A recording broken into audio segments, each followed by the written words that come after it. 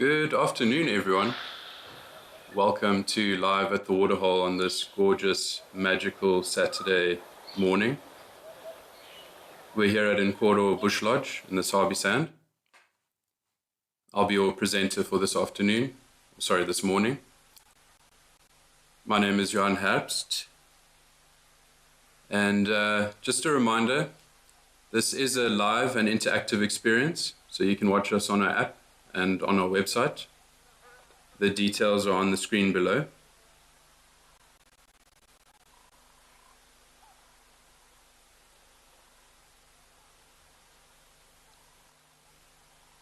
So today's theme is about spirit animals or favorite animals. I want to know, what animal do you feel embodies your spirit and that best personifies your characteristics? It could also be your star sign.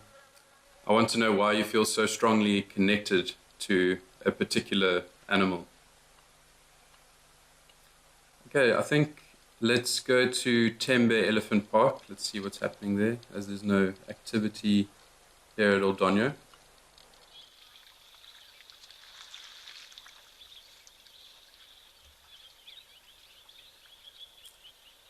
Okay, looks like we've got some elephants at Tembe Elephant Park. Go figure. And they're just enjoying this lovely Saturday morning. It's quite warm over there at the moment.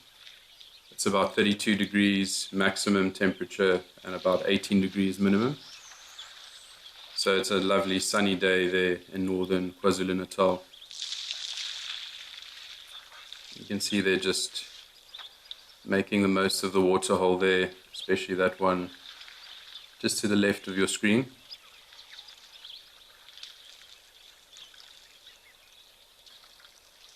So peaceful. Really is just a lovely Saturday morning. I was looking at the score earlier of the Springbok rugby game, and I see that there was 2 minutes left and there wasn't much chance of the All Blacks coming back, so I'm very pleased about that. I'm an avid Springbok rugby supporter. For those who don't know, it's the South African national rugby team, and we played New Zealand this morning. I'm sure the game is done by now, but I'm very pleased that we're on the winning side of the scoreboard. So I think that will make everyone's mood, or make everyone very happy and in a more positive mood. I know that South Africans, their moods are very much dependent on the Springboks performing well, and especially seeing as the All Blacks are currently the #1 ranked rugby team in the world. It's quite a feat to have beaten them in New Zealand, so I'm very chuffed about that. So remember to tell me what your favorite animal is, or what your spirit animal is. So my favorite or my spirit animal, I would say, is a kudu.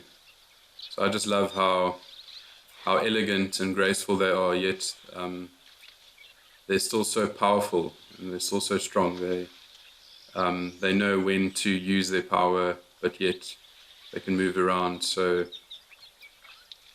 gently and quietly. And the horns are obviously also magnificent. It's really impressive to see those spiral horns, and they can get up to over a meter long.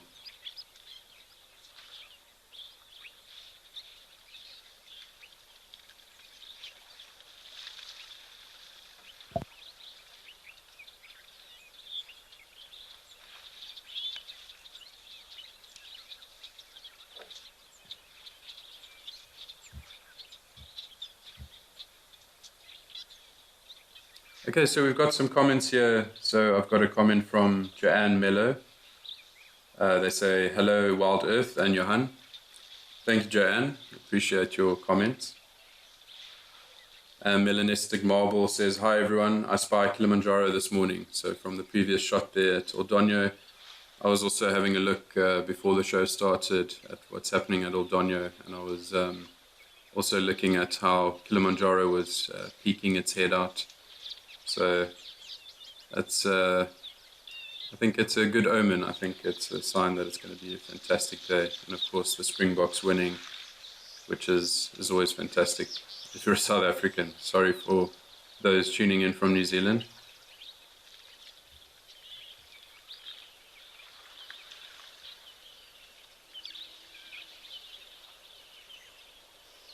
Melanistic Marble says that their spirit animal would be a sloth, maybe, for me, lol. So, yeah, I think that's quite an interesting choice for a spirit animal. Very slow moving animals and always looking to conserve their energy.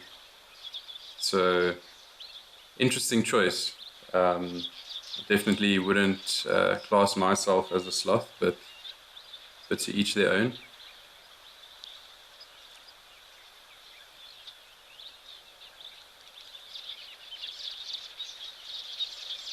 Malika Strand is asking, spirit animal, ideally or realistically? So I think maybe ideally, how would you want others to view you? How would you want other people to perceive you? Yeah, I think kudus are just so majestic, and they're also very intelligent animals, and they're also very intuitive and aware of their environment. And and also my dad used to love kudu, and unfortunately he passed away a couple of years ago. So kudu always brings back sort of fond memories of my dad. So that's a special animal for me. And then Joanne Mello says, my spirit animal is the cheetah. So that's also an interesting choice. Very fast, the fastest land mammal, 112 kilometers per hour at top speed. So that's, I wonder if you can reach those sorts of speeds, Joanne, or is that, would you like to? But that's also a really nice choice. Beautiful animals though.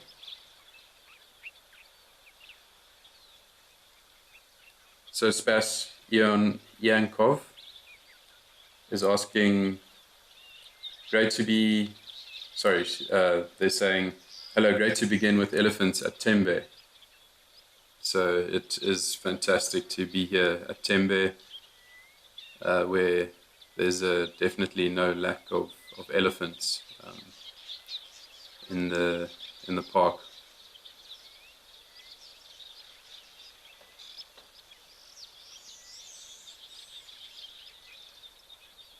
So Malika Strand, who's a new member, says, I love leopards. So my spirit animal is a leopard. So also a lovely choice. Beautiful, beautiful animals. And also very intelligent and incredibly strong, as they're able to hoist impala or a kill, which almost weighs the same as them, up a tree. So incredible. Okay, let's see what's happening at some of our other destinations. Because there's not too much happening here. I think we've seen the elephants do their thing.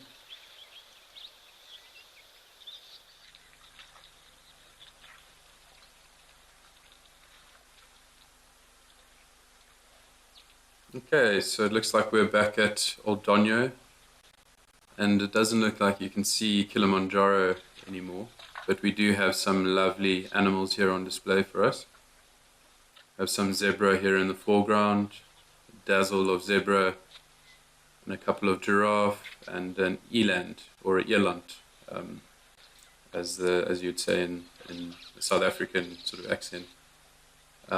Busy enjoying the waterhole here.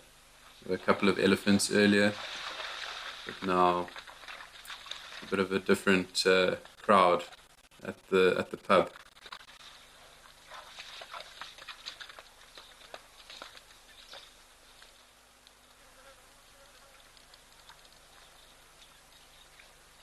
So Michelle M says, greetings all. As a child, I once spent an entire holiday sitting with hyena at Hartebees Sanctuary and fell in love. It's a spotted hyena for me. So that's lovely. I actually also really love hyenas. So my partner and I, we love to hear the sound of a hyena at nighttime. Then you know that you're truly in the bush, like you away from the city, and you're just allowing yourself to immerse in nature. Oh, look at that. Interesting. You see how that giraffe there to the right is busy pulling its lip up. And so that's what we call a phlegm and grimace. So basically what that giraffe is doing is busy picking up those scent molecules from the urine. And there's a thing called the organ of Jacobson. So it's like an organ which detects those air molecules or those scent molecules, and so that male to the right is busy detecting whether that female is in heat or in estrus. So that's a very lovely thing to see, that phlegm and grimace in action. You can see he's maybe she's not in heat. That's maybe why he's lost interest, and she's gone away. A bit rude, but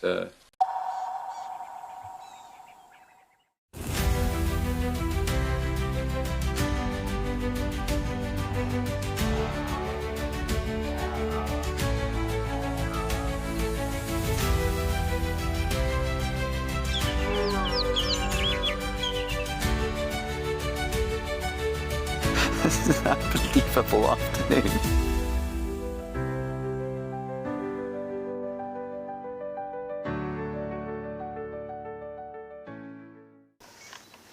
Even our hyena coming into the action as well now.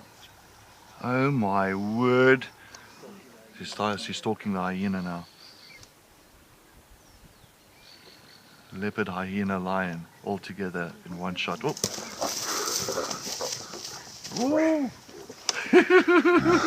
This is action-packed.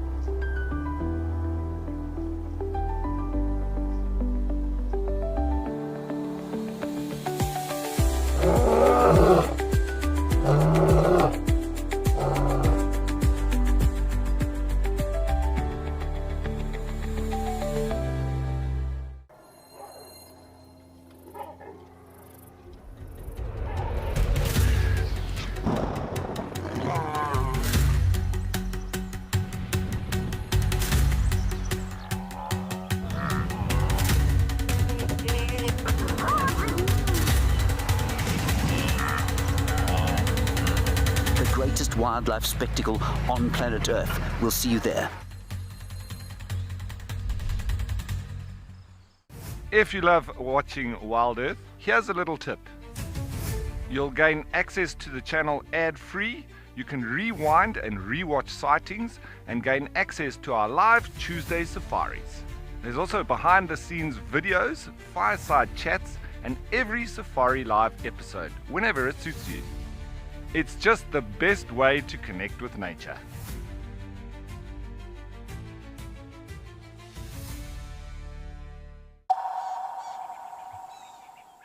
Obviously quite different, and this must be a really tasty piece of meat that that this lion is willing to sit in the heat of the Sabi sand sun. I'm quite curious to see what it is exactly that this male lion has there. Obviously you can tell that it's a male lion because of the mane. Absolutely beautiful, beautiful, beautiful male. And you can see his belly is very large now. So they're able to eat a lot of meat in one sitting. So their stomachs are able to increase to 3 times its normal size when it's got a meal, so that it can make the most of the meal, the prey that it's caught.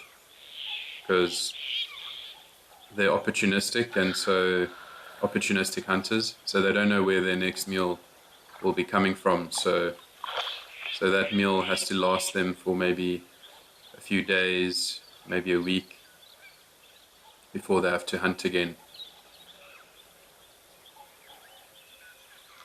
And you see, it's quite interesting that it's here close to the waterhole, and so a lot of predators use that strategy. They wait in ambush close to a waterhole because they know that the prey, they need to drink at some point. So, and in some areas in southern Africa, it's very dry. Okay, I can see we've got a hooded vulture here in the foreground. So basically, yeah, they wait for the prey to come to them at the waterhole. So they'll be waiting there in the bushes until the desperate animal is close enough to the water, and then they'll wait until they're at their most vulnerable, and then they'll pounce. You can see this little hooded vulture is trying to sneak a piece of meat from the carcass over here.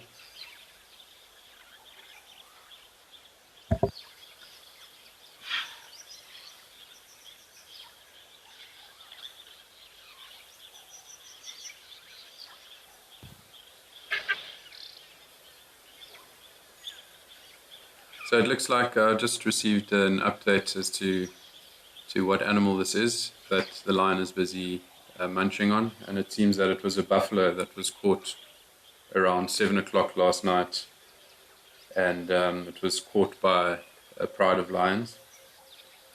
And yeah, so it's very special to see this on this gorgeous, magical Saturday afternoon. You can see there's the rest of the coalition. Sorry, my apologies. It's not a pride, it's a coalition of males.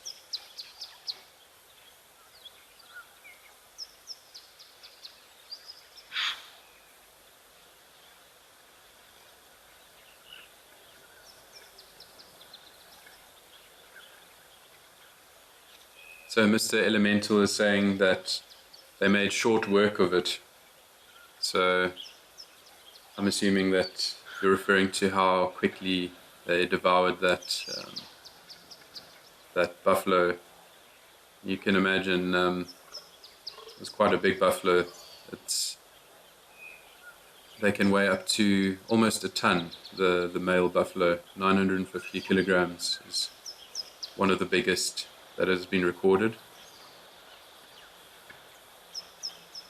You can see those are younger males, so their manes haven't fully developed yet.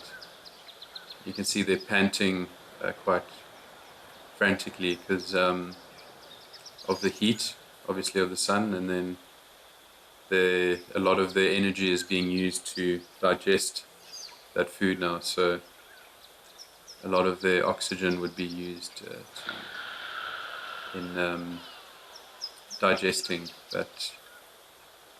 the meat in the stomach there. So Khopotso says, my first time seeing lions at the waterhole. So it's obviously a very special occasion, and we're very lucky over here. Over there you can see part of the thick hide of the buffalo.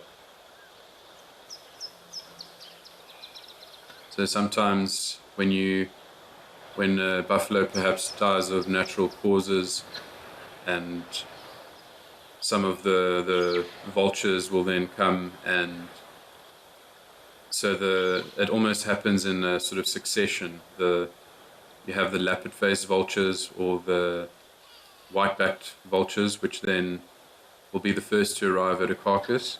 And then, as we saw previously a moment ago, we saw a hooded vulture, which then they normally come after the lappet-faced or the white-backed vulture, because they've got smaller beaks and they're able to get to the pieces sort of in between the ribs and all those difficult to access places that the much bigger lappet-faced or white-backed vulture isn't able to get to.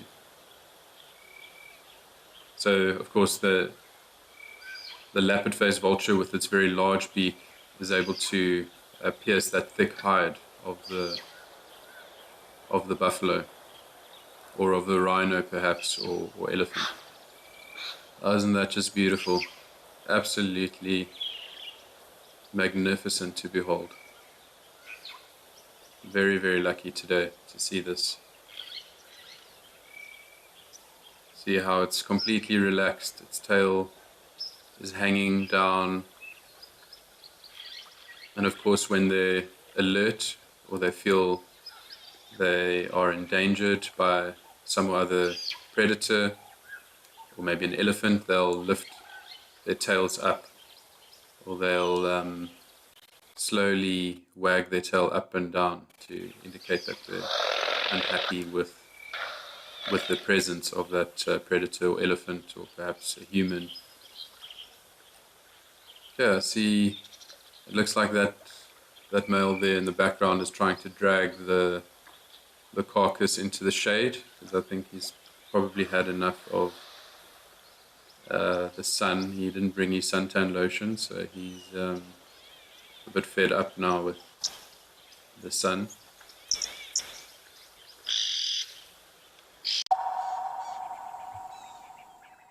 For years, we've shared virtual wildlife. Now, let's experience it for real. I'm Lauren Arthur, and I'd love to show you my amazing home here in the Greater Kruger of South Africa. This 5-night journey is an exclusive connection to my piece of untamed Africa. I live here in these gorgeous landscapes surrounded by epic wildlife. The wild is calling, so come and join me. At Wild Earth, we believe every story has the power to create change. That's why we've launched the Wild Earth Impact Foundation, a non-profit dedicated to conservation and social impact. By showcasing conservation stories, we can change lives, protect nature, and empower communities. We have partnered with Empowers Africa to accept tax-deductible donations from US donors. Your donation will help fund critical programs that support our mission. Join us and be part of the change. My full name is Maxine Gaines. Best part of the job, gosh, I just love everything about guiding. I love being able to observe animal behavior and animals behaving naturally. So for me, that's by far the best part of the job. And so what we do here at Wild Earth is develop those connections with the people that are viewing, and maybe just light a little spark that says, you know what, I want to be involved in protecting this ecosystem.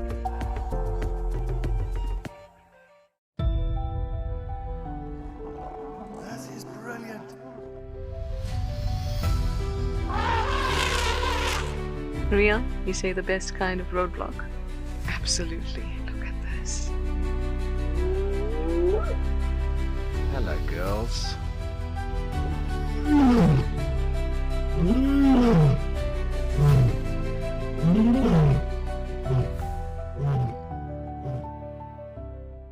Out here, every moment counts.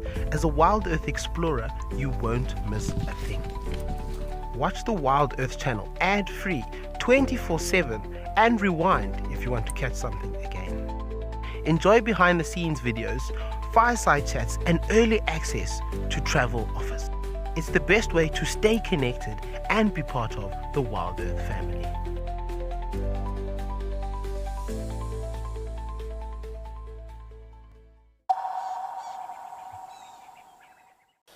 their fur actually protects their skin from the sun.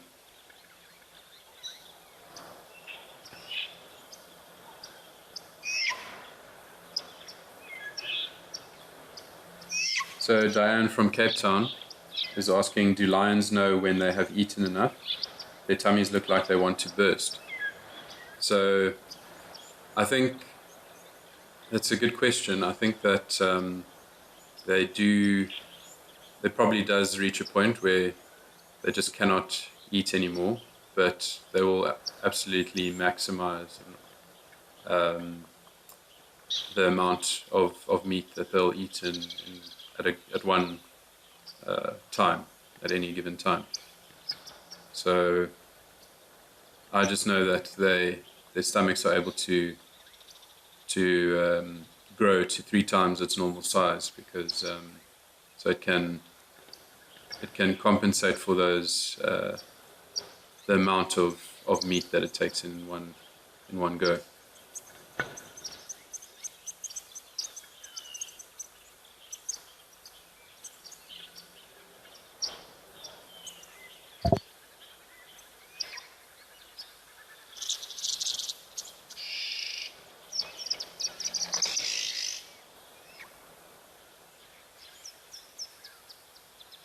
See how that male there is moving so sluggishly back towards the carcass. I think he's almost reached saturation.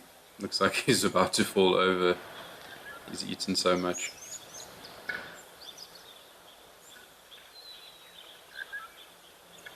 And of course, looks like we've got a little hooded vulture in the foreground. And you can see they don't have much feathers on their heads, and so this is also a special adaptation so that their feathers don't get so full of blood when their heads are in a carcass, and so it prevents diseases and all sorts of things that and of course that the blood that dries up and may cause their feathers to get all sticky and that.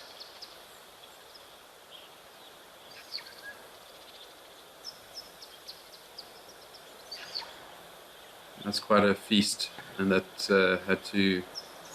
seems like it had to be shared between 3 males, and then I think the rest of the pride might be, if it is a pride, they would be somewhere, maybe perhaps in those bushes over there.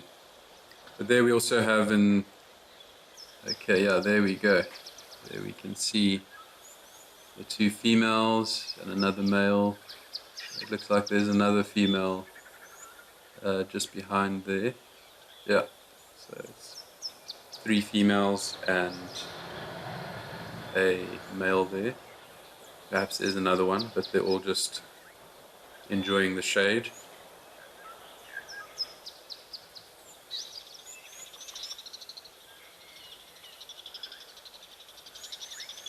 So I believe that it's about 32 degrees over there at the moment. So it's quite warm, but obviously over there in the low veld it can get extremely hot. So this is only the beginning of the very hot summer season. Well, obviously because it's still spring now.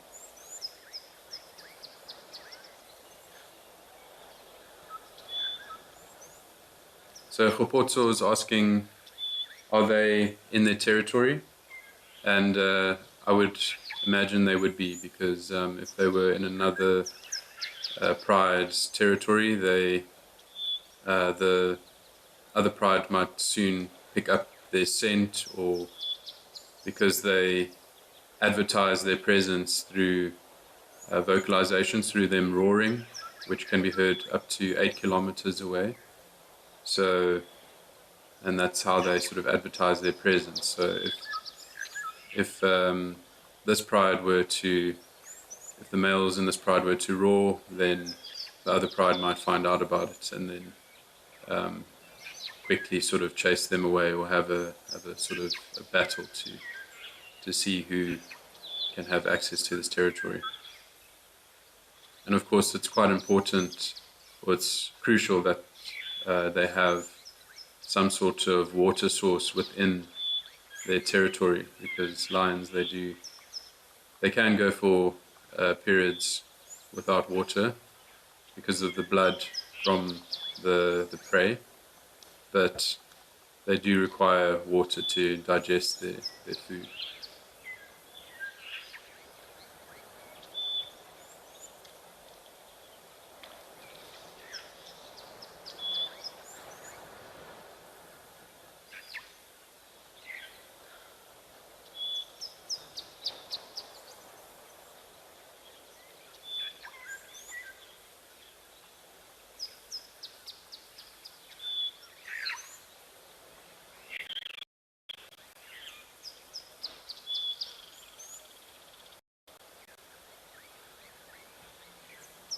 So we've got a question here from Eureka.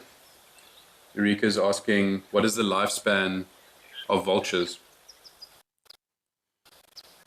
And so vultures can typically, they can live between 20 to 30 years. Yeah, so they can live quite long. Okay, let's wrap up here and let's go to our next destination. Let's see what's in store for us.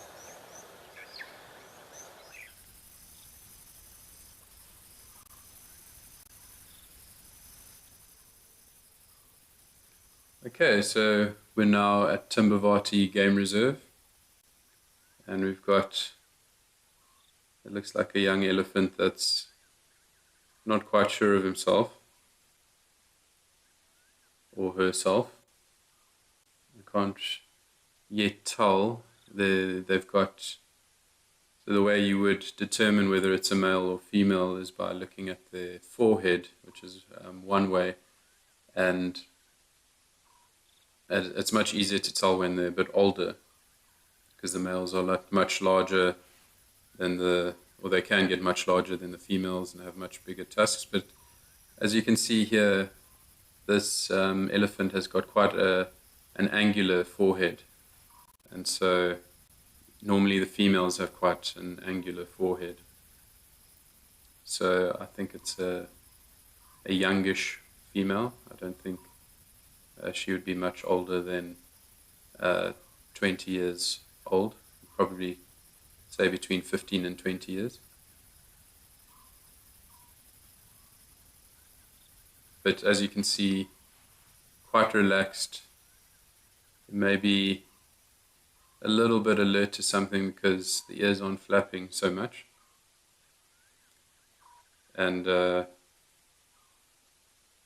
there's a couple of flaps for us. She's just displaying her beautiful large ears.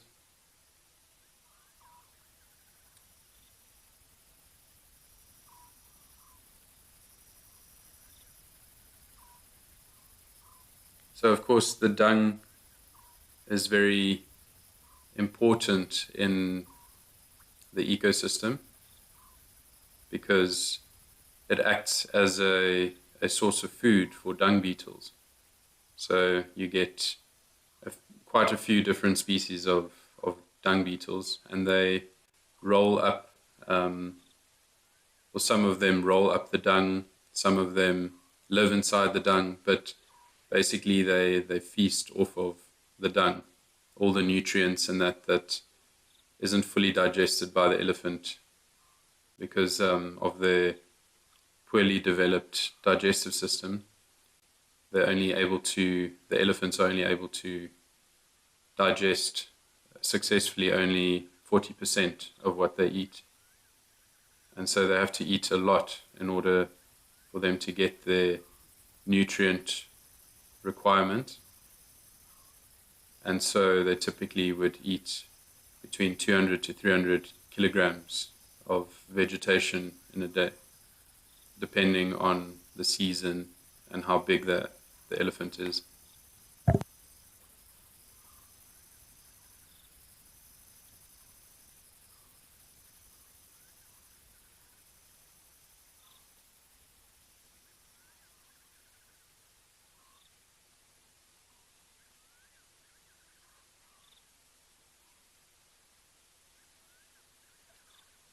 So I have a nice comment here from Susan. Susan says, I've never thought about my spirit animal. However, I think it would be a lion because I love my family and they're all awesome. The lions stick together through thick and thin.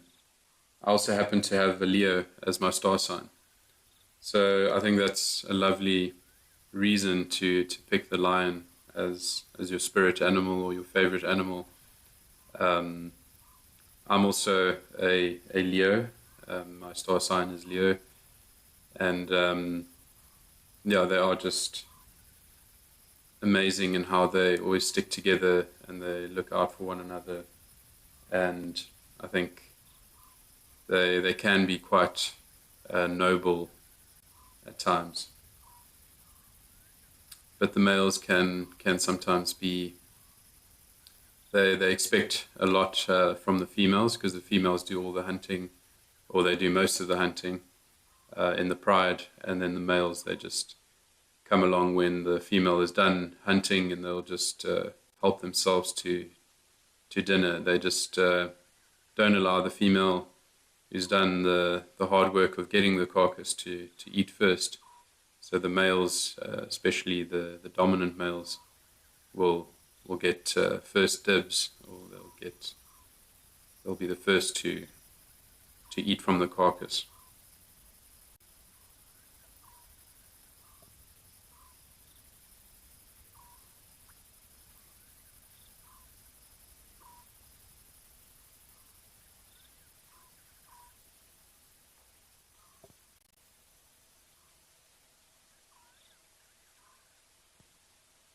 So going back to the elephant dung, so humans can also use the elephant dung because the elephants eat from so many different trees and so many different plants, and all of these trees and plants, they contain some medicinal properties.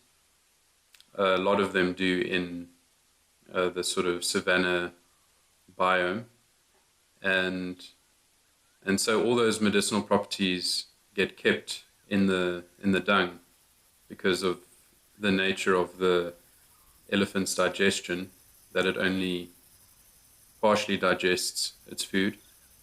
So humans sometimes dry out the dung and then they burn it, and they inhale that smoke for headaches or for nosebleeds or for fever. And they can also be used if made into a pulp, if it's dried up and then made into a pulp. It can also be used to make paper. So it's another interesting use of elephant dung.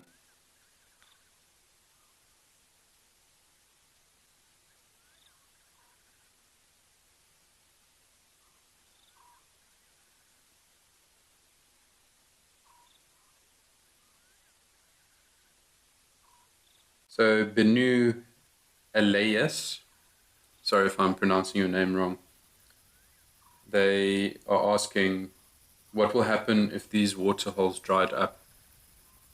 So it would become a bit of a problem if there aren't many waterholes on a nature reserve. So a lot of the nature reserves are quite dependent on these waterholes to sustain the wildlife in them, as quite a few of these reserves don't have rivers flowing through them, or the rivers that do flow through them are of a perennial nature, so they only flow at certain times of the year. So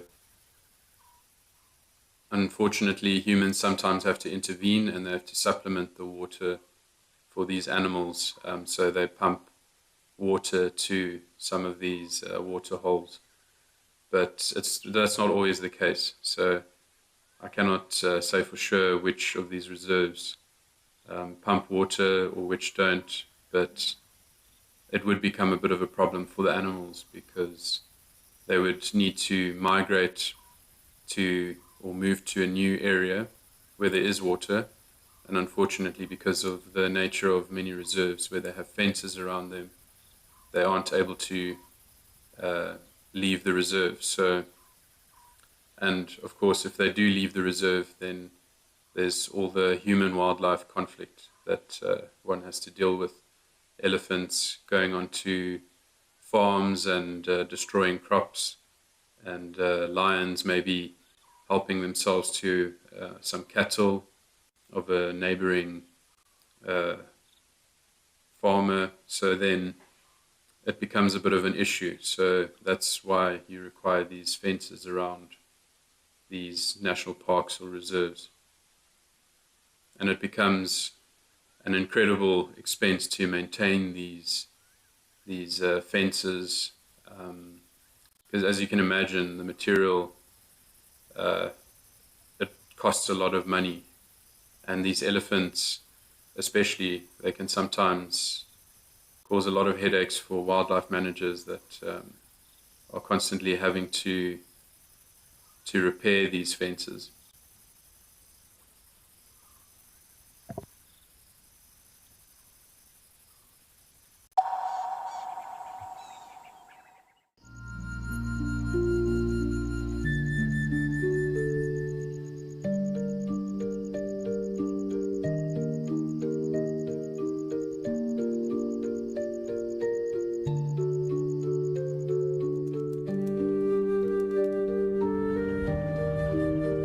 This unfolds in front of you.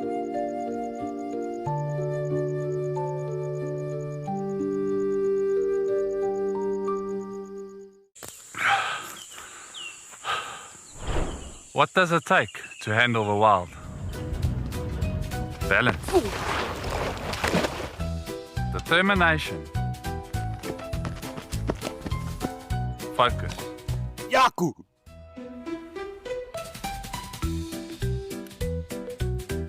And gear that can take a beating so you don't have to.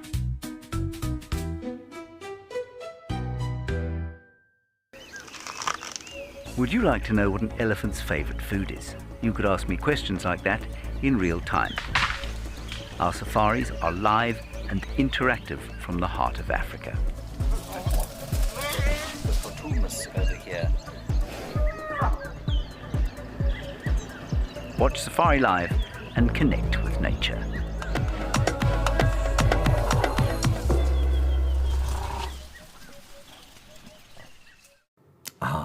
The bush, full of beauty, wonder, and absolute chaos. And now, all that madness has its own show. It's called a Wild Bush Week. The countdown of the most outrageous, heart-stopping, and sometimes downright ridiculous wildlife moments of the week. Lions throwing their weight around. Hyenas gate-crashing the buffet. Leopards doing, well, leopardy things. Each week, it's a fresh reel of safari gold. A mix of drama, She's just got an impala, everybody. danger, and a healthy dose of laughter. So, if you fancy a highlight show with bite, and I don't mean just the animals, tune in to a Wild Bush Week. You bring the tea, and we'll bring the tusks, tails, and teeth.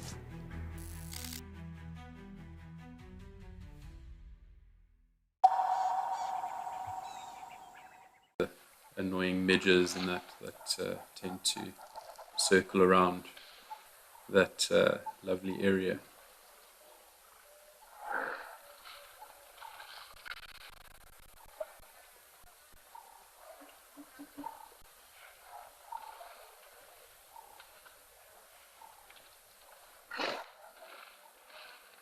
And you can see some of these zebra, they go a bit deeper into the water, as the more shallow water is quite disturbed and there's lots of sediment floating about, so they like to go to the middle where the water is a bit less disturbed and a bit fresher.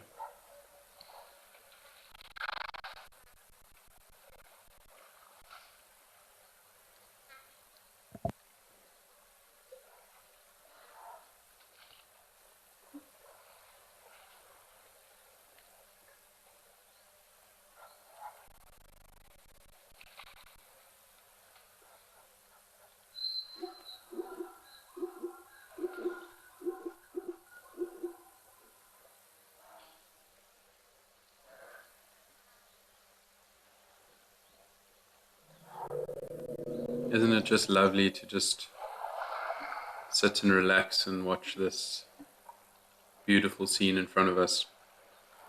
I think it's incredible work that Wild Earth and Africam is doing to broadcast this live to you in your homes.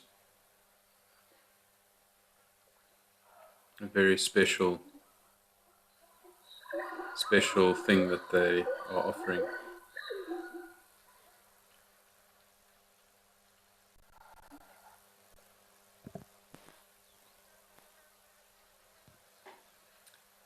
Okay, I think let's head back to Nkoro. Let's see if there's been any developments over there with that kill.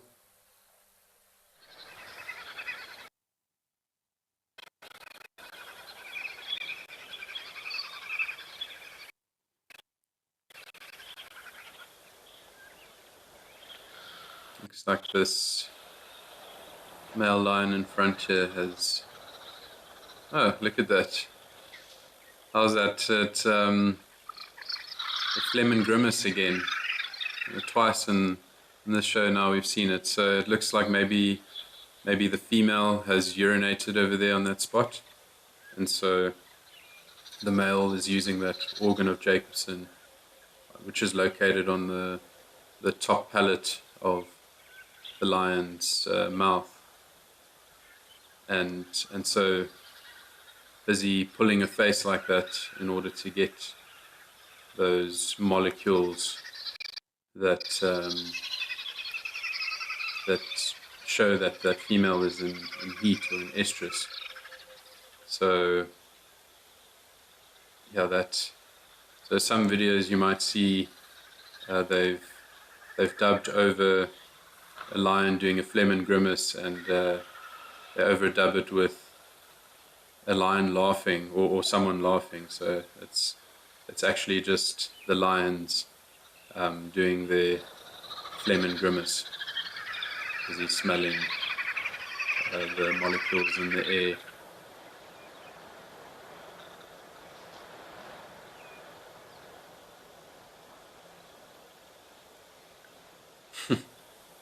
These vultures are like, we also want to be in the picture. They heard there's a fun show being broadcast live, so they also want to get involved in the fun. They want their moment to shine.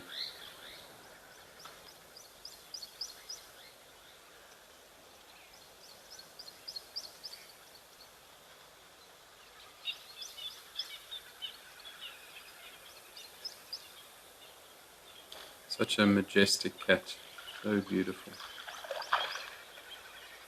And he definitely knows it.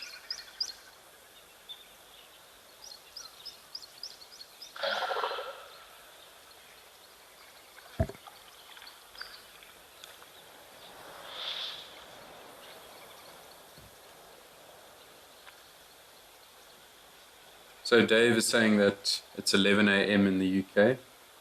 And he's asking, would crocs tackle an adult lion?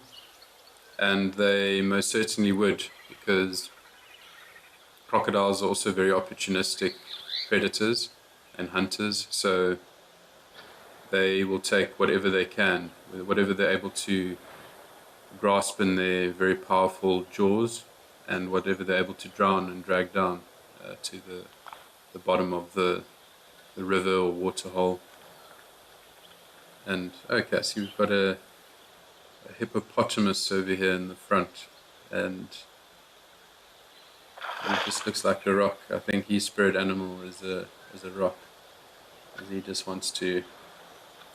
Oh wow, this is really proving to be a very, very special show. We see hyena, we've got some white-backed vultures just to the right of this lovely hyena over here. You can see all the carnivores, the meat eaters, are hanging around the carcass, waiting for their turn to feast on the remnants of the buffalo. Oh, so beautiful. How special is that? That's a very special sighting. Lions, leopards, vultures. Or maybe we could see the big five in one go. Although we've only seen 2 so far.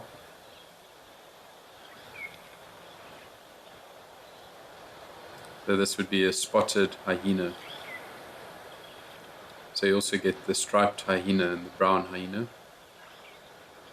And hyenas, they also travel together in clans, and so they also rely on one another to take down prey, because they are actually very good hunters, but they're also very good at scavenging. Very intelligent creatures.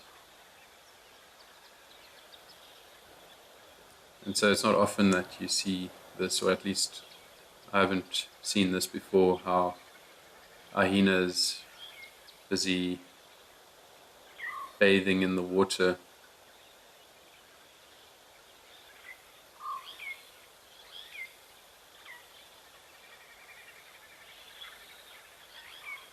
And so the hyenas, they've got very powerful jaws.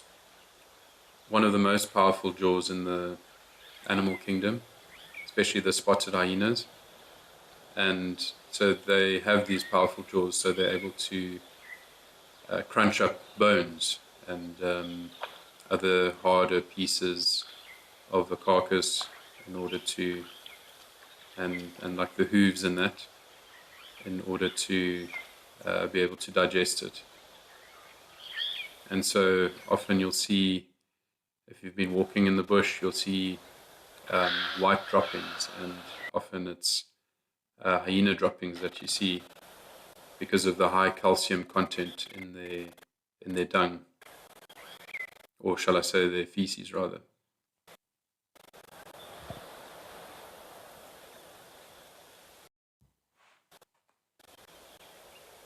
So Malika Strand says, "Look at that male, what a beauty." So obviously referring to that gorgeous male that we saw earlier, that male lion.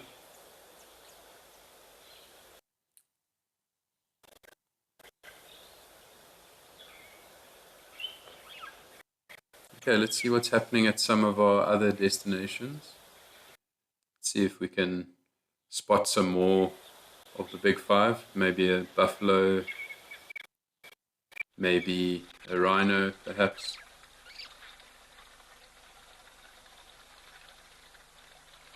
Okay, another massive bull, elephant, busy enjoying the water over here, trying to get some fresh water. So beautiful. Such incredible creatures. Very meaty bull, this.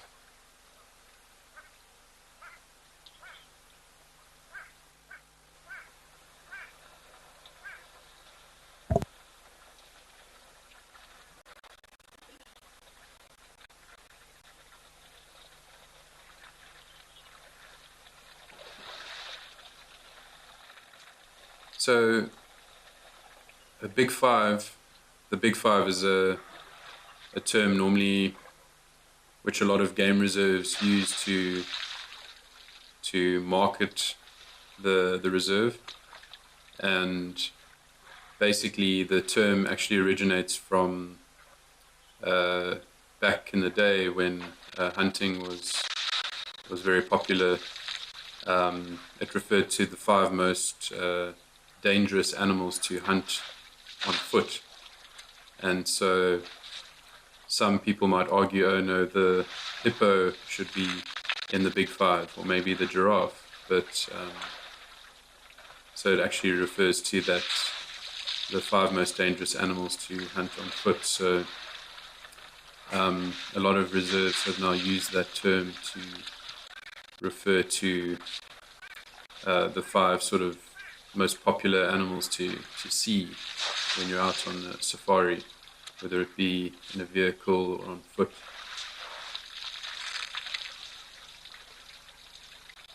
And you can see this bull is just making the most of the mud and the water here, just using that mud to create, like we said earlier, like a suntan lotion on its skin. So maybe if you're ever out in the bush and you don't have some sunscreen, maybe just use some mud, and that should do the trick in protecting your skin from the sun, and it also prevent ticks and that from biting your skin, because they're not able to penetrate that layer of mud on your skin.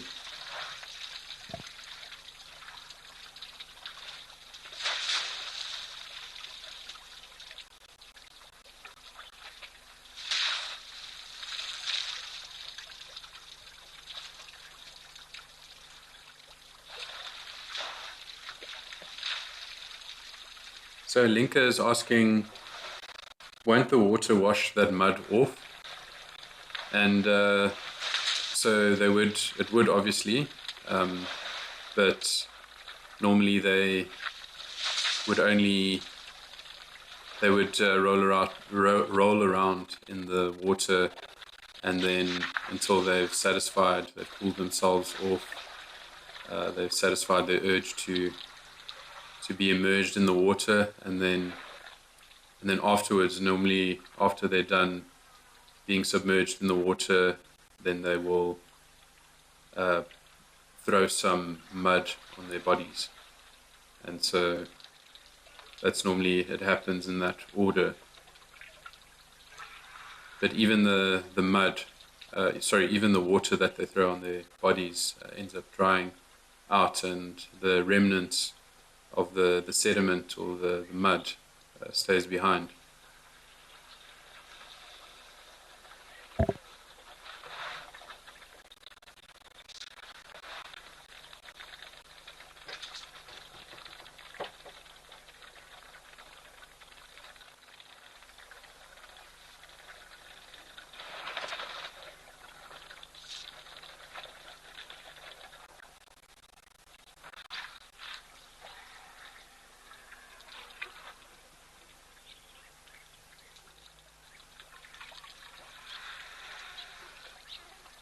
So remember, do keep those comments and questions coming.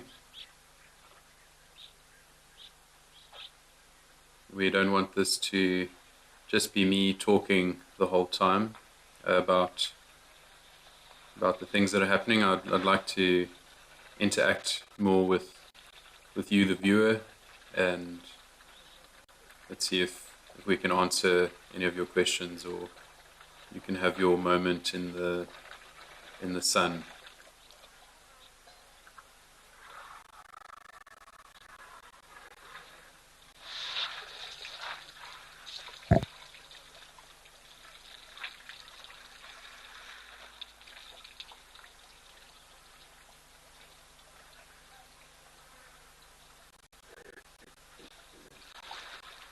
Okay, so let's see what's happening at Tau Lodge.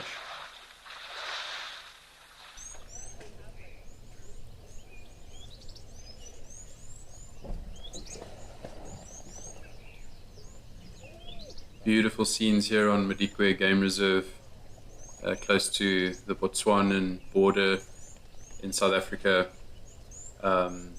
situated in the northwest province of South Africa.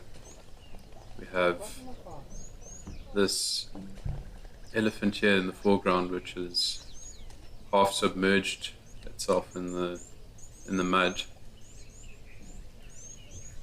and also just enjoying some delicious grass over there, and then some impala running in the background and a very lazy elephant busy lying in the mud at the back there. It's just such tranquil scenes at Tau Game Lodge.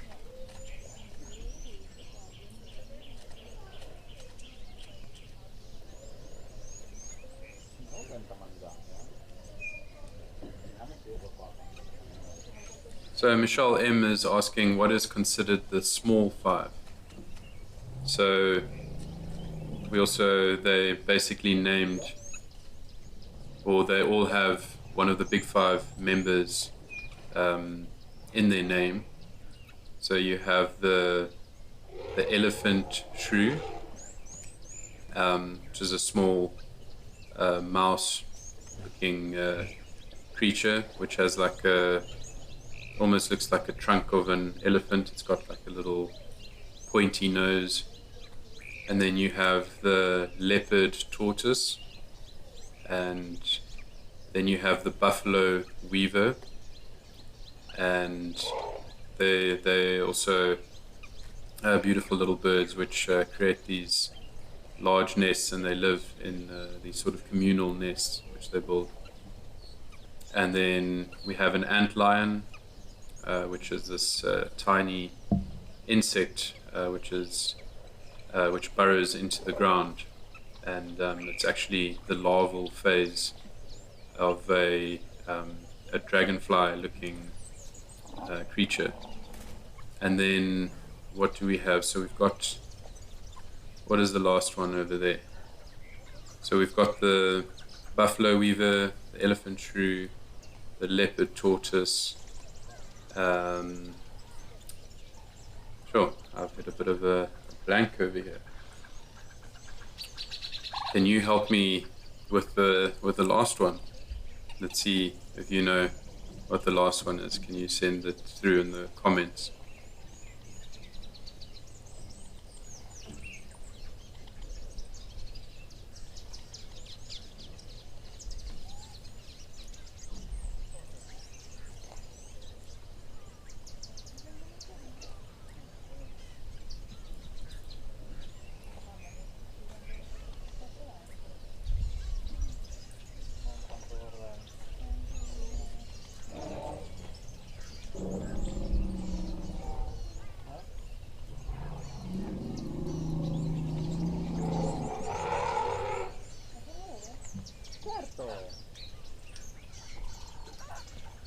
It seems we've got a waterbuck that has joined us to the right of our picture over here.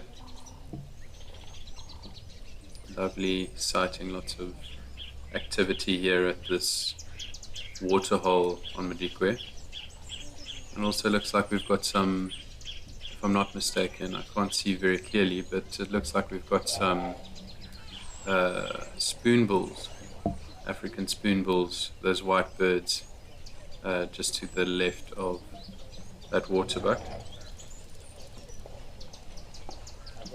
So finally someone has given me the right answer. So 2 Discos Dave says that the rhino beetle is the 5th member of the small five. So thank you, Discos Dave. Love the name. Yes, so the rhino beetle would be the 5th one. So it's also just a small beetle which has a funny sort of looking protrusion out of its head, which is reminiscent of like a rhino's horn.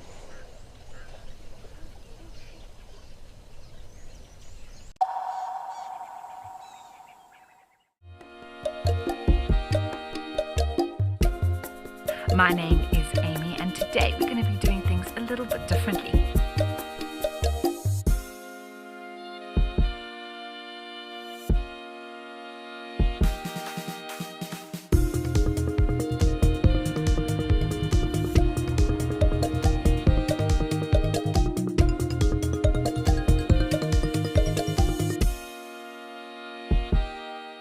The Wild Earth Impact Foundation is a non-profit that uses the power of wildlife storytelling as a force for good. We create sustainable development projects that showcase conservation stories, empower people, and inspire environmental action. As a registered South African PBO, you can make a tax-deductible donation to the Wild Earth Impact Foundation. To find out more, visit our website.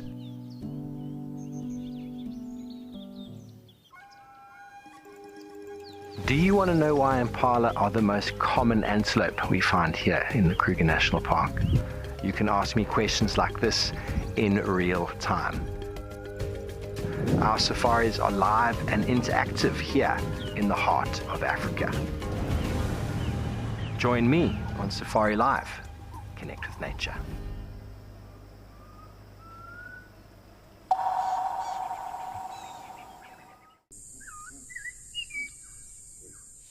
There's some ellies that we're approaching now. The light on her as well is absolutely gorgeous. So we are going to enjoy the rest of this sunset. Wow, this is absolutely crazy.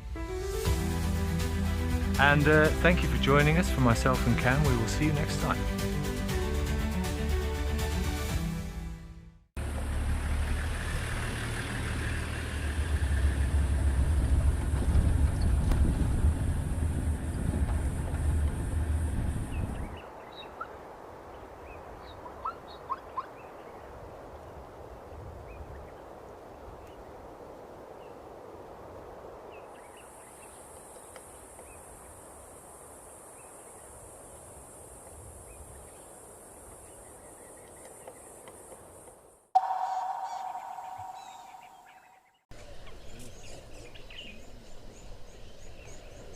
So Tato was asking, do elephants migrate during the dry seasons? And yes, typically elephants would migrate to wetter areas during the drier seasons. And so they would, before humans created all these settlements and everything, it was easy for elephants to migrate around from south to north or from east to west, following rainfall gradients. And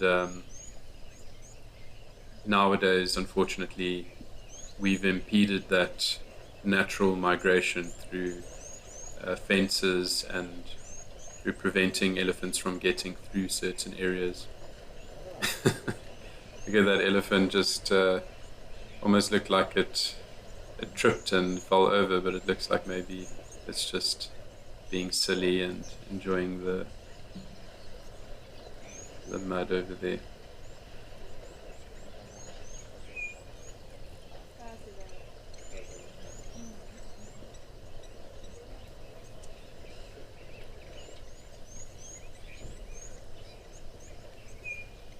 So Jean is asking, how do you handle an encounter with an elephant in the bush? Do you run or hide? So each situation would be unique and would warrant a different response, but as the saying goes, when you're in the bush, it's very rarely a good idea to run, because animals react to movement, especially your predators. They, just much like a cat would, if you have your hand under a blanket and you're moving your hand around, it sort of mimics like a rat running around, and so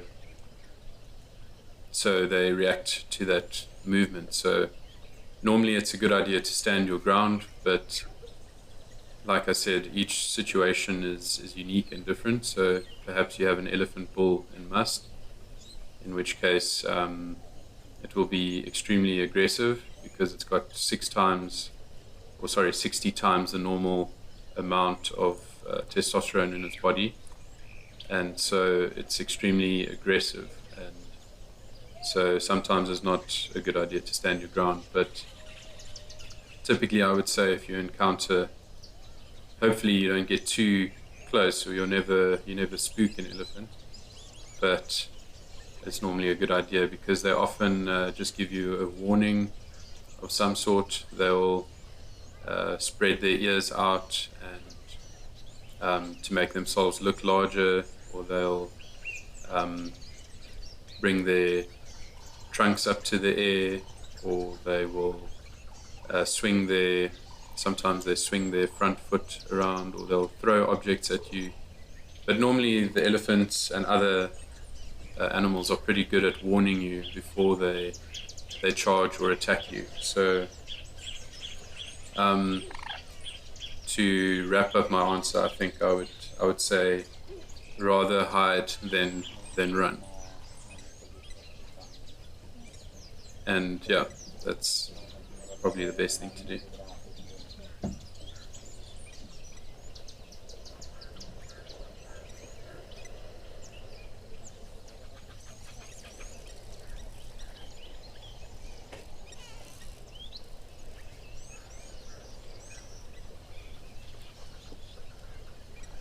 So Melanistic Marble says, great birding here at Tau. So yes, there's definitely quite a few birds here, but obviously this elephant says, you know, I want to actually make this more fun, and I'm going to roll around in the mud and be silly, and I don't want you talking about birds, talk about me rolling about here.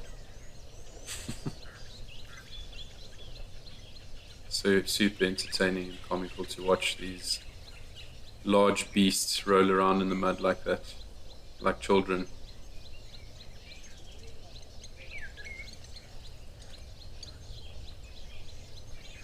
So going back to the birding, we just had a lapwing, blacksmith lapwing fly away. We've got some spoonbills, as I mentioned, over here to the left. These white birds with their beaks shaped as like a spoon, like a large wooden spoon. And we have a few birds that are flying about here.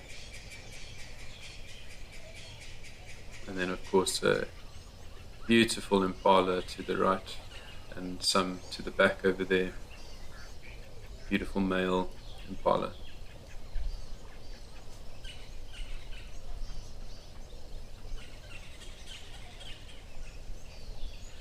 So we have a question here from Jackie. Jackie lives in Italy and loves watching Wild Earth.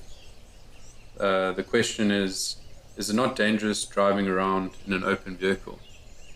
And so the safari guides would typically be very well trained as to the behavior of the animals, and they would know not to approach an animal that is in distress, or for example, an elephant bull in must. So they would know how to read the behavior of the animals, and they would know not to approach dangerous situations. So typically, yeah, I would say it's quite safe. Well, it's very safe if you're in the right hands. Sometimes you could get some guides which are hooligans, and they do things to impress their guests, and so they might get a bit too close for comfort to certain animals. So I wouldn't let that deter me from going on a safari in Africa. It's one of the most wonderful experiences that you can have as a nature lover.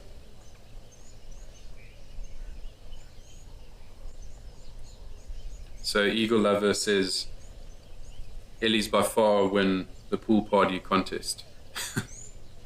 I agree, Eagle Lover, that they've put on quite a display for us today, and I'm just amazed at how much there is to talk about. It's been such a wonderful show so far.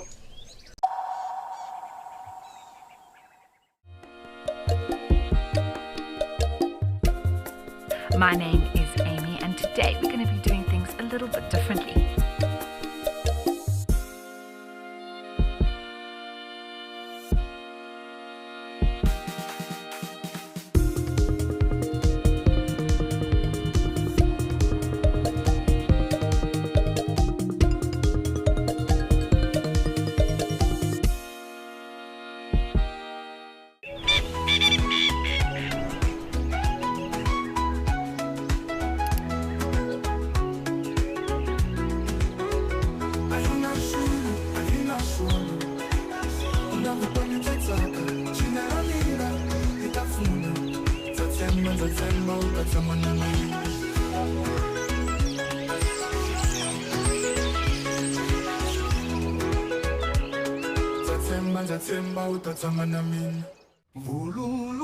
Would you like to know at what age a buffalo calf gets its horns?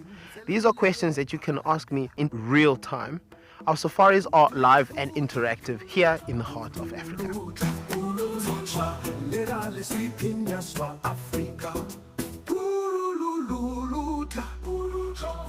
Join me on Safari Live and connect with nature.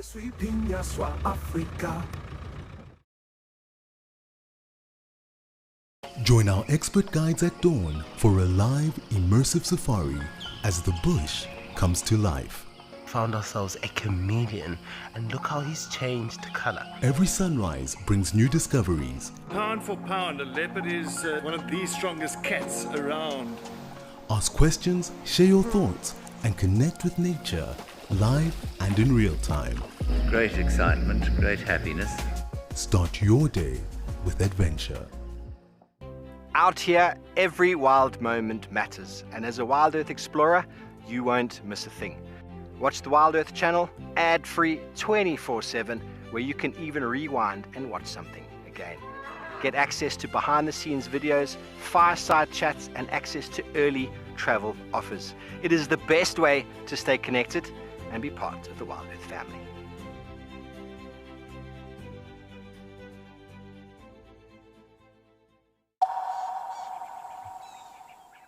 Zebbies are quite skittish.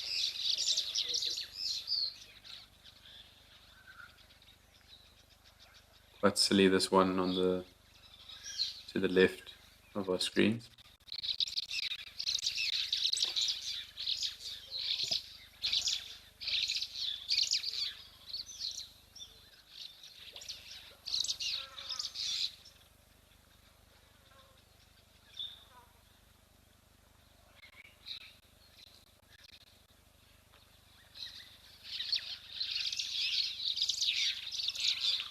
So Keith in Scotland is asking, one can judge a kudu's age by the number of outer spirals of its horns. Does the same apply to other antelope? And Keith, yes, it's not as easy to determine the age of other antelope. What makes it quite easy with kudu in determining their age is that they say roughly it takes 3 years for one spiral to develop, and so typically, your fully developed kudus or mature kudus would be just over 7 years old when they're the age of sexual maturity, when the males can compete for females. The female kudu don't have any horns, but yeah, so that is a sure way of sort of guesstimating the age of a kudu. And so the bigger the horns of, let's say, a springbok or an impala, the older generally the males would be.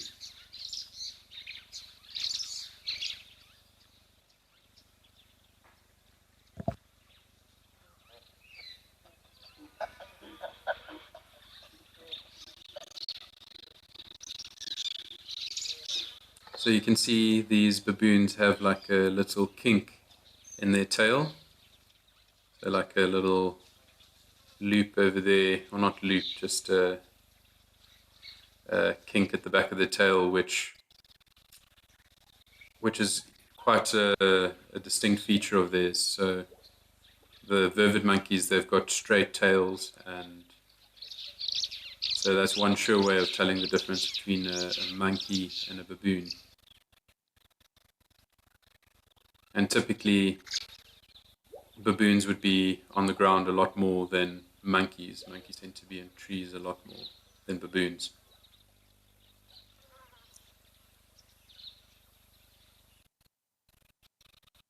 So please do keep those comments coming and the questions. I do love to interact with you, and it's been such a pleasure to be part of the show today. It's been a while since I last was on the show.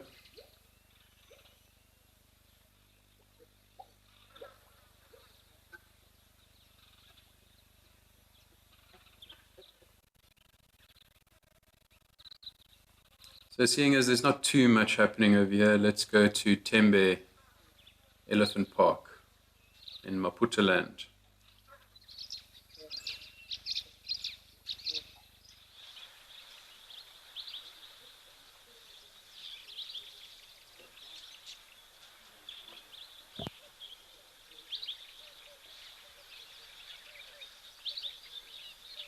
Lo and behold, elephants at Tembe Elephant Park. Who would have thunken? Who would have thought? It looks like we also have another elephant approaching from the right. But we're so spoilt with all these elephants at our different sites, all the different Africans scattered throughout Africa.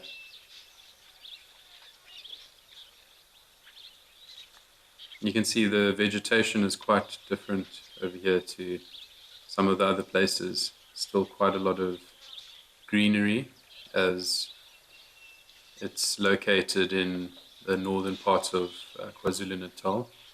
So Natal, or KwaZulu-Natal, is an area which receives rainfall throughout the year. So even in the winter months, whereas a lot of the other waterholes that we visit, they only receive rainfall in the summer, so they don't get winter rainfall.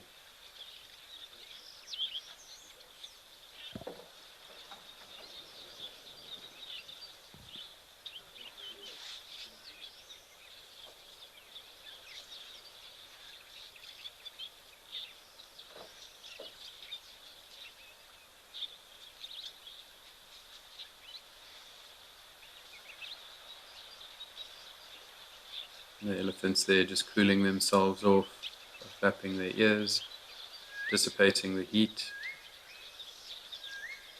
wagging their tails so you get rid of those pesky flies and parasites.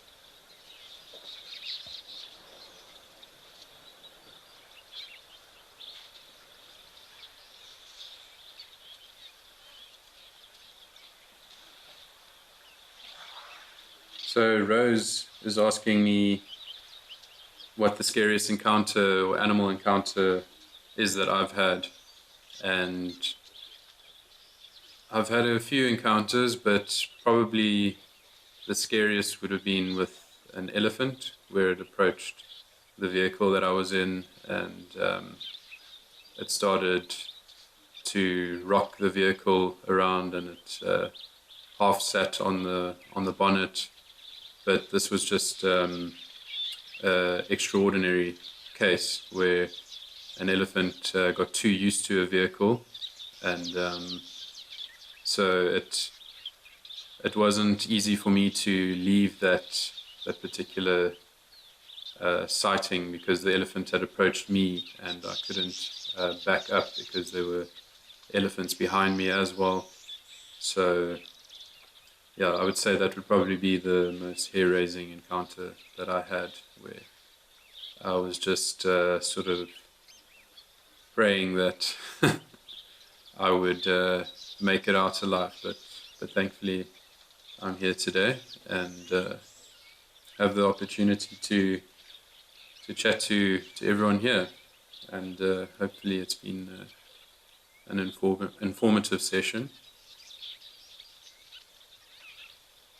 I've also had some close encounters with a male buffalo before, and on foot, and yeah, I'm just very lucky that particular buffalo had was distracted or lost interest in me, but we managed to get quite close to it, and well, accidentally we sort of got close to it, and so these sorts of things happen, and it's important that one never gets too complacent when you're walking in the bush or driving around,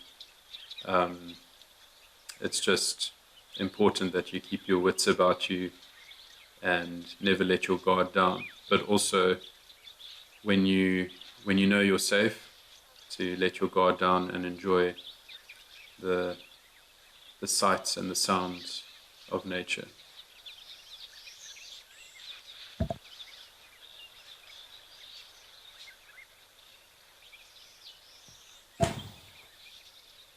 So Jenna is asking, how can you tell the age of an elephant?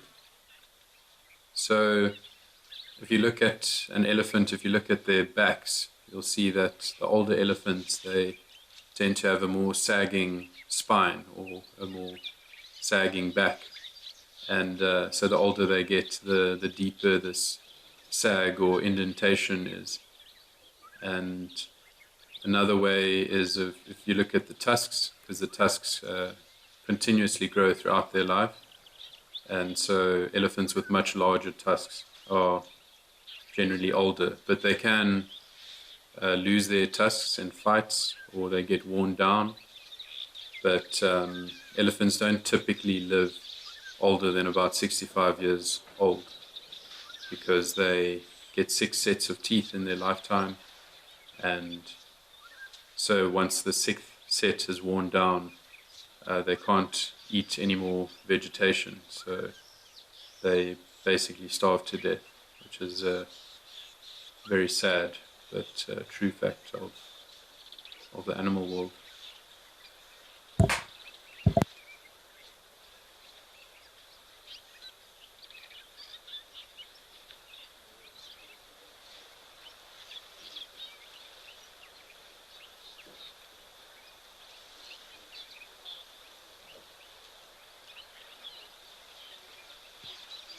So Khopotso is asking, do lions hunt, or how often do lions hunt in broad daylight? And so as I mentioned earlier, lions are opportunistic hunters. So if there happens to be something that passes them maybe while they're resting and they just can't turn down the opportunity to grab whatever it is in front of them, perhaps like a small antelope or something, then they will definitely use that opportunity. But typically they would hunt at night time just because their eyes are better adapted to the darkness, and they're just much better suited for hunting at night time when their prey are also because their eyesight is better adapted for the daytime, so they have that advantage.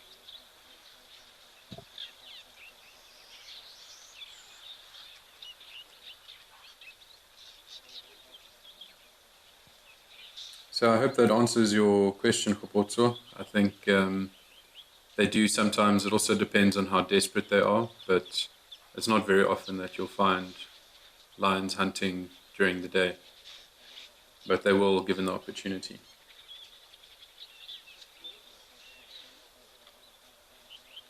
So Matapelo is asking, what kind of food do elephants eat? So elephants, they eat so many different types of plants and different parts of plants. So it also is very dependent on the area and what's available. So elephants, they eat grasses, they eat leaves and pods and fruits from trees, they eat bark from trees, they eat the roots of trees, and they eat tubers. So, and of course, one fruit which they're very famous for eating is the marula fruit. And they also play a very important role in dispersing the seeds of the marula. So the dung also creates a very favorable environment in which the seed can germinate. It's almost like a little patch of compost in which the seed can then germinate.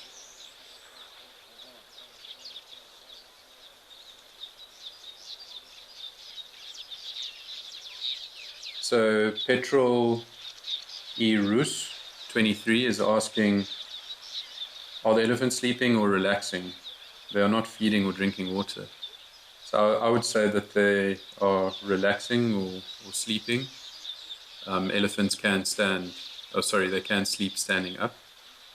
And so typically during these very hot hours of the day, they would maybe rest under some shade and try and avoid being in the sun too much. So I think it's a bit of both. You can see some of them are still swinging their trunks, but most of them are just chilling.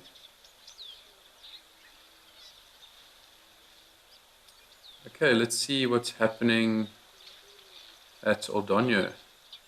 See if there's any interesting developments over there.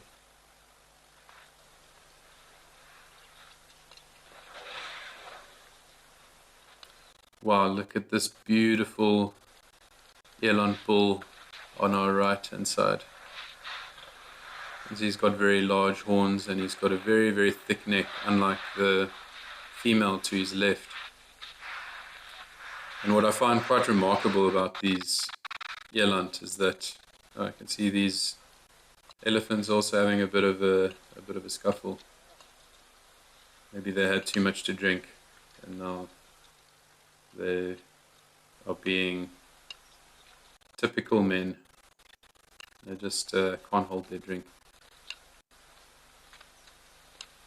So, as I was saying, the eland, you can see the female on the left has got a much thinner neck than, and of course the eland bull would need this strong and powerful neck in order to fight off any competition.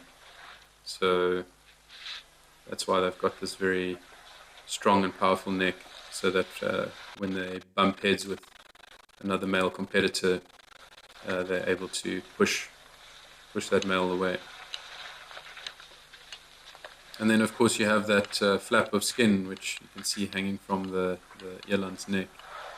It's a lot more prominent in the males than the females, but that flap of skin, it's not quite entirely sure what the use is of it, but one theory suggests that it's part of their thermoregulation. Much like with elephants, it dissipates heat, and so lots of blood capillaries perhaps in that flap of skin, and so when the blood flows through it, it cools down with the wind. And of course a beautiful giraffe in its most vulnerable position, bending down and to drink water. And of course they've got a very special adaptation which prevents too much blood from pooling into their heads when they bend down like this. So they've got a valve in their jugular vein which prevents the blood from pooling in their brains.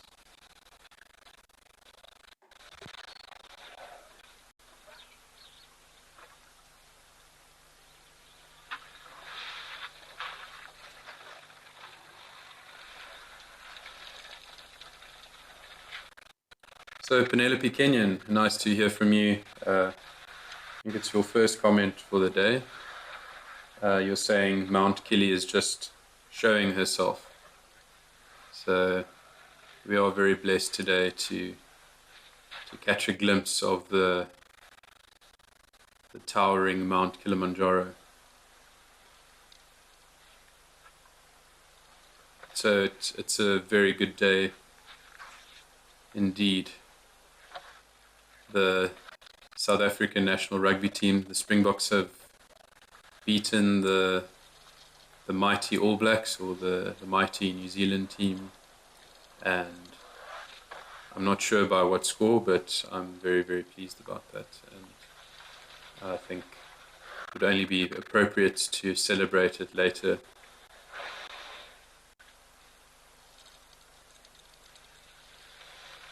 You can see that eland is definitely making the most of this water over here. So they are very well adapted to going for long periods without drinking water. So you find them in sort of these very arid, very dry regions.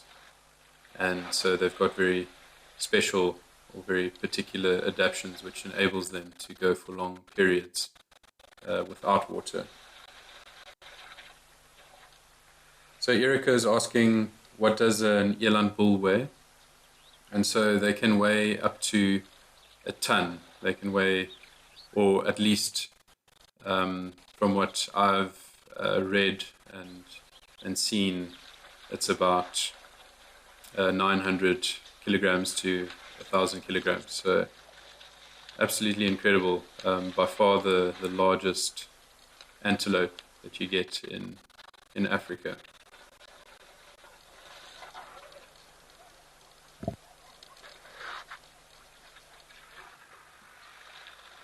And what's also quite remarkable about these eland is that they're able to jump incredibly high. So the eland can easily clear a 2-meter high fence from a standing start. So, and you wouldn't think that judging by the size of it. You can see this that elephant to the left is whispering something into the ear of the elephant to its right. Looks like they're getting up to some mischief there. It's maybe planning on spooking this giraffe.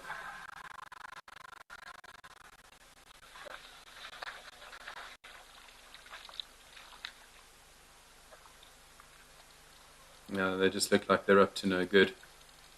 I think the giraffe has caught on. It's quite incredible how much the giraffe can drink in one go. How they suck up all that water in their necks, or suck it up into their mouth and then flows into their neck. And look at those impressive long tongues of theirs.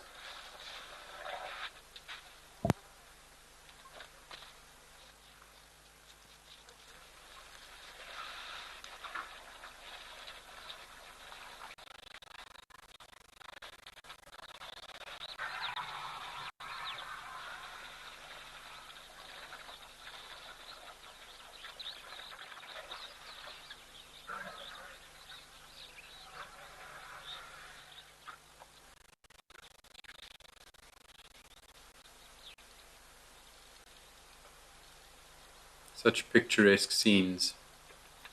The beautiful acacias in the background, and then we have another visitor, the beautiful oryx, or gemsbok, which we refer to them as in South Africa.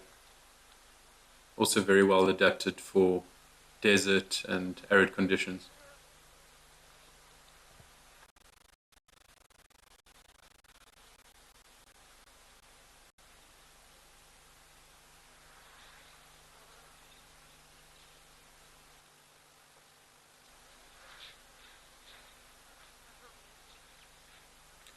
Okay, I think let's see what's happening at Ngoro.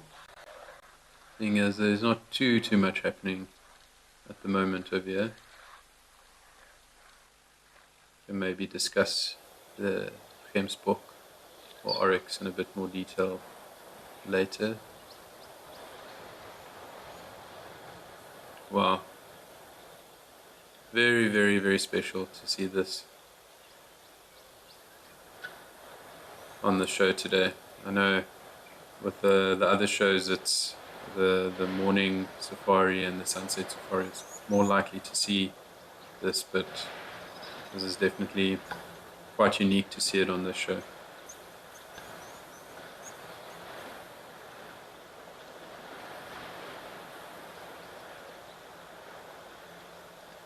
I'm definitely not enjoying the heat so much,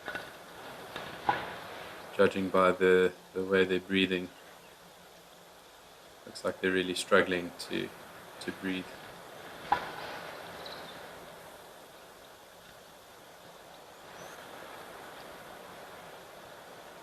Much like if we had a big meal like a maybe a big roast on a Saturday morning, and it was very hot outside.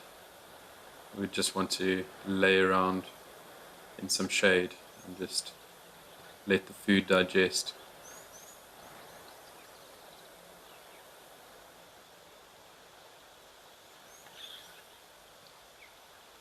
So Diane from Cape Town has asked, or she says, thank you for being so informative. I've never heard your name. I'm an avid watcher and for a few months now. So thank you, Diane. Also, I live in Cape Town, and yeah, so I'm relatively new to the show. I've done a few episodes already, and yeah, I'm very, very excited to be a part of the team and to present this awesome show to you. I think it's such a wonderful opportunity for me, and also I think it's an amazing opportunity to see this animal behavior. I just, when I started guiding, we wouldn't have imagined something like this, and it's very, very unique and special. So thank you for watching, Diane. I appreciate it, and other viewers. Do like to mix things up, keep things funny and also informative and relevant. So yeah, please do keep the comments and the questions coming. It's really been a lovely show today, and I'm excited for more shows to come.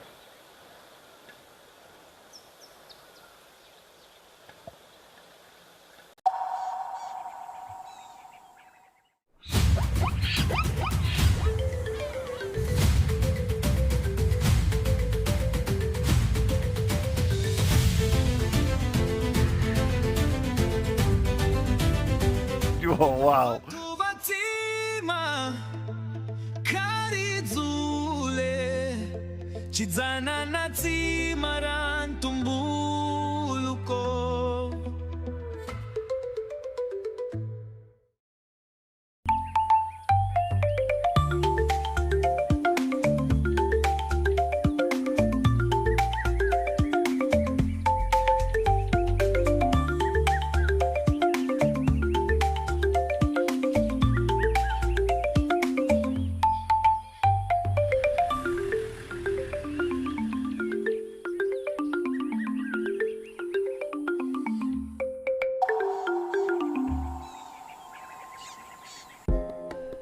Would you like to know the difference between a male and a female wildebeest?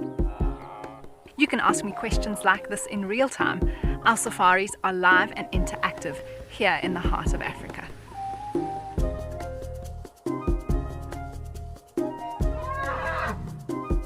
Join me on Safari Live and connect with nature.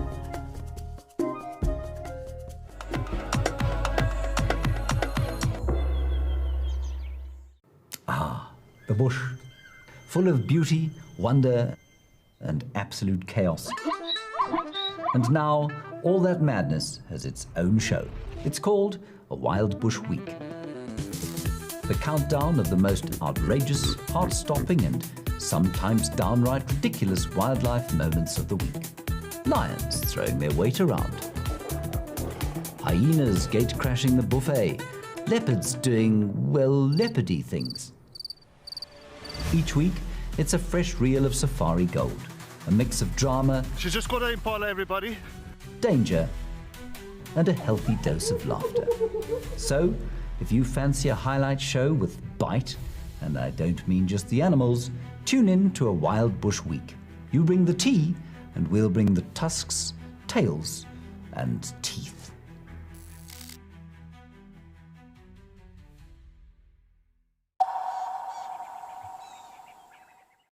To a lion to be able to tell, but if you look through your binos, perhaps binoculars, or through a camera lens, then you can see that the younger ones have like a pinkish hue on their noses. So Deb D says, it's nice to have you here, Johan. Thank you, Deb D. I see you've been a member for quite some time, for 6 months, so I feel very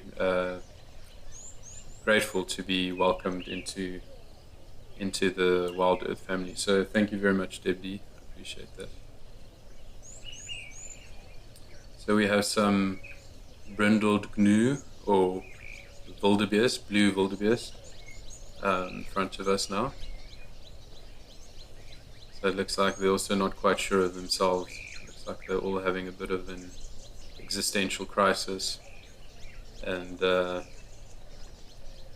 maybe there's not enough shade over there for them to just enjoy the shade. But it is quite a hot day there in Madikwe, 30 degrees Celsius. So it's quite interesting that they haven't found themselves maybe a bush or a tree to sit under.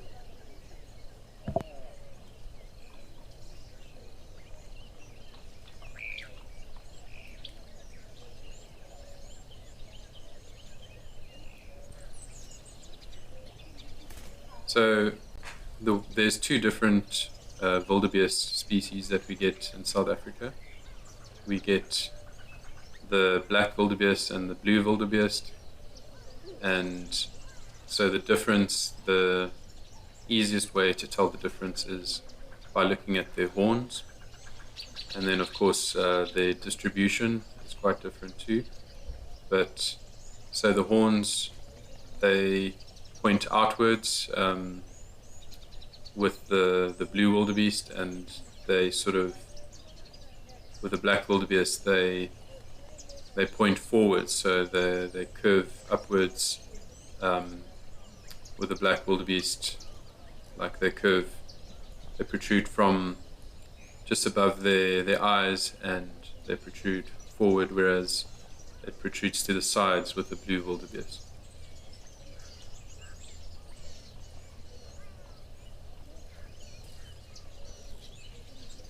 Lucy Goody says, absolutely love this channel, thanks for sharing. I also really love this channel, and it's just fantastic to be here. So thank you for your comment, Lucy, and I see you're quite a regular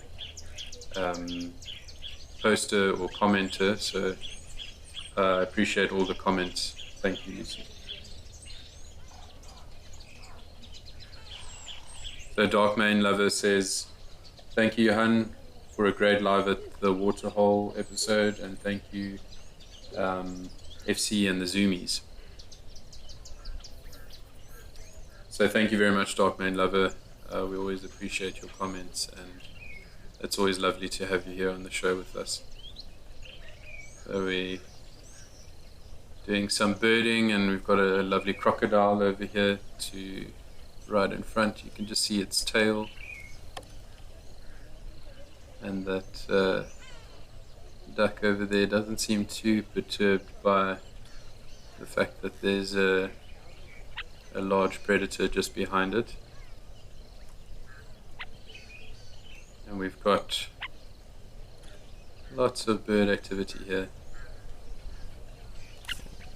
I believe Madikwe is very blessed with bird sightings. Lots of different birds. And it looks like we've got a moorhen over there, common moorhen floating about over there, and then the spoonbills to the left of our screen. And of course the crocodile just basking in the sun, making the most of the midday heat.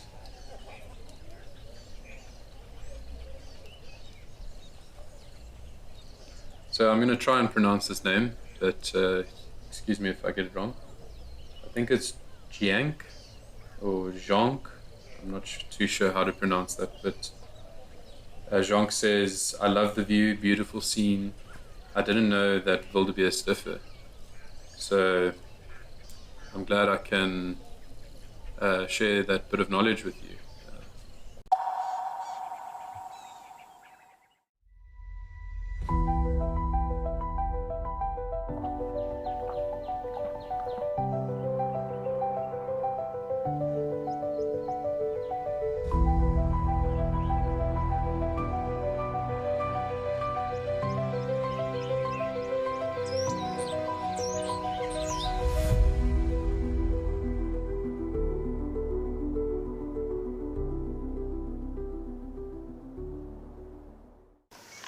Even a hyena coming into the action as well now. Oh my word! She's stalking the hyena now. Leopard, hyena, lion, all together in one shot. Oh.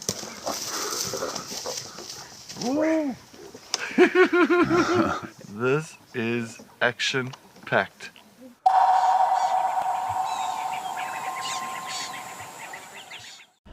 My full name is Cedric Leslie Dold. I grew up mostly in the Lowveld. I grew up here pretty much on the southern side of Kruger National Park, a place called Marloth Park, for most of my years.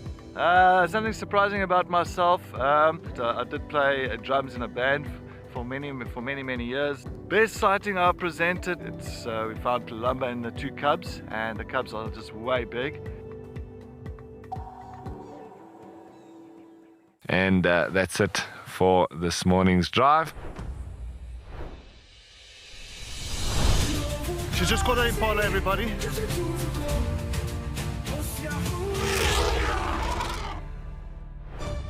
And we're going to be heading out and seeing what animals we can find.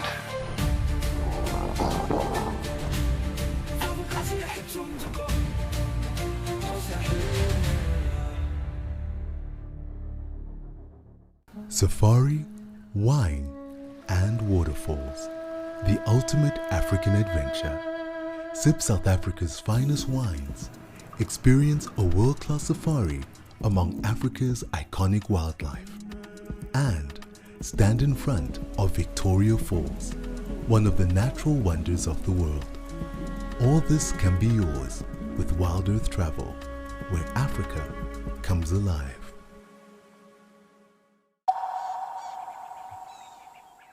Stand on one leg. And so I'm not entirely sure, Mo. I think it would be to relax, or maybe give the one leg a bit of a break.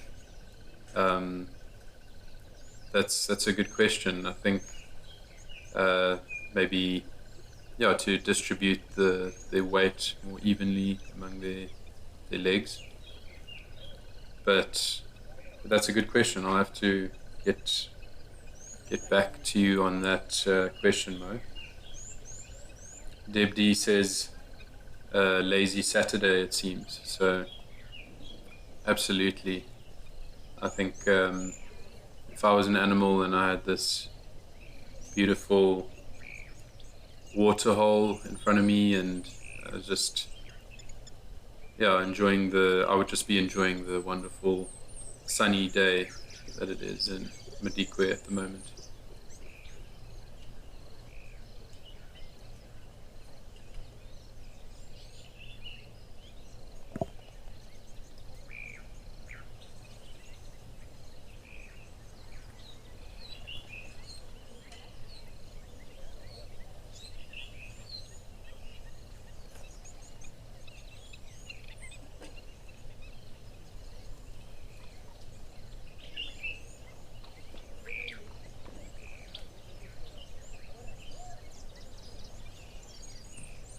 So it looks like we have a heron in the picture now too.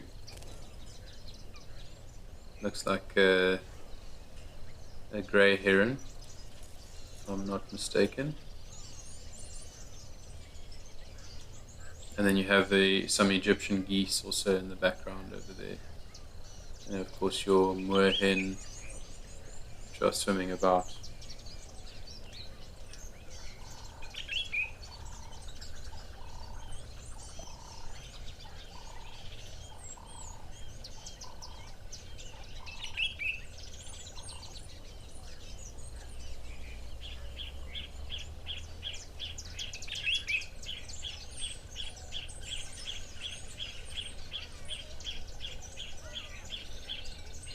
See the waterbuck just ruminating over there, that male waterbuck. They also have a 4-chambered stomach, like cows do, and so they chew the cud. So they chew their food until it's very, very fine, and then they swallow it and they're able to then regurgitate it again and then chew it some more, and then it passes through 4 pouches, or like 4 stomachs, as they say, before it gets defecated. And see our crocodile busy moving now. Aren't they just the most fascinating creatures? I love reptiles. I love snakes in particular, and I just find them fascinating, reptiles. And of course, it's said that crocodiles are over 65 million years old, so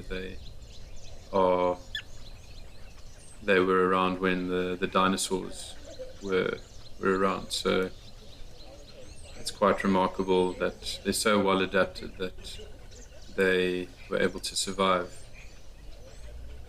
all these different time periods.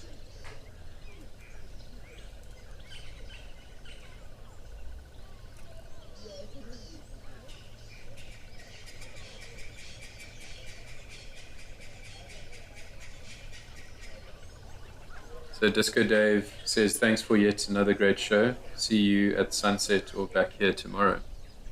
Thank you, Disco Dave. I appreciate your comments and your questions. And yeah, I'm not going to be watching the sunset show later, but for those of you who are, you must enjoy it. And yeah, just enjoy being immersed in nature and the positive effect that it has on your body and your mind. And it's no wonder that so many people are inspired to write novels and to create great works of art when they spend time in nature. It's there's definitely something very special and unique about nature which we can't fully describe with science, but I think we're slowly but surely uncovering the secrets of nature. But I think it's quite amazing that we don't know everything, and that we should always remain curious. So many things that science can't explain, but there's yet also so many things that it can explain. But yeah, I guess we won't know until we've actually asked some of the animals what the purpose is for certain adaptations and all of that. So, but thank you very much for having me on the show today. It's been a great pleasure, and I hope you've learned something today. I've definitely enjoyed being here, and I enjoyed the sightings. So thank you very much. Have a lovely Saturday.